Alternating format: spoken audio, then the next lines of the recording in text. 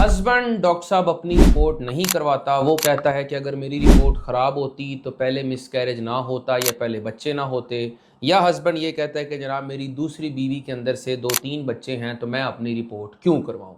मैंने आज आपको वंस एंड फॉर ऑल इस मिसकंसेप्शन को क्लियर करना, और ये मैं हाथ जोड़ के आप सब लोगों को कह रहा हूँ कि अगर किसी औरत के मिसकैरेज हो रहे हैं तो ये 100% औरत का कसूर नहीं है।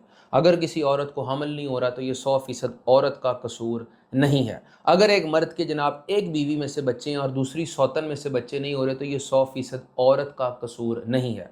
मर्द की रिपोर्टों में जनाब 3-4 चीज़ें देखना बहुत ज़रूरी है।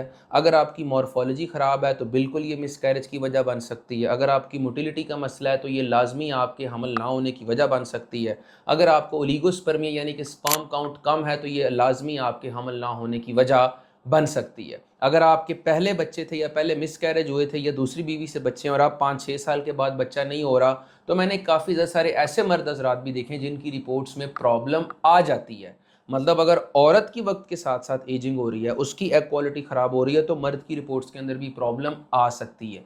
तो ये जो सीमन टेस्ट है जनाब, इसको अपनी अना का मसला मत बनाएं, इसको अपनी ईगो का मसला मत बनाएं कि जनाब किसी ने मेरी मर्दानगी को चैलेंज कर दी है। ये मैं आपके सामने रिक्वेस्ट कर रहा हूँ जनाब, आप लोग एक सिंपल सा टेस्ट है वो करवा के देख लें। अगर क्लियर होगा तो कोई ऐसा मसले वाली बात नहीं, लेकिन अगर आपकी मॉर्फोलॉजी, मोटिलिटी, काउंट या किसी चीज़ का कोई प्रॉब्लम आपको आ रहा है तो उसके लिए दवाई करके जनाब उसको ठीक करें। इतना लंबा लंबा इलाज जो हम लोग निगलेक्ट करते हैं और उसको लटका देते हैं और औरतों को ही दवाई देते रहते हैं और मसला मर्द में निकलता है, तो इससे जो टाइम वेस्ट होता है वो फिर वापस नहीं आता। डॉक्टर हमजा।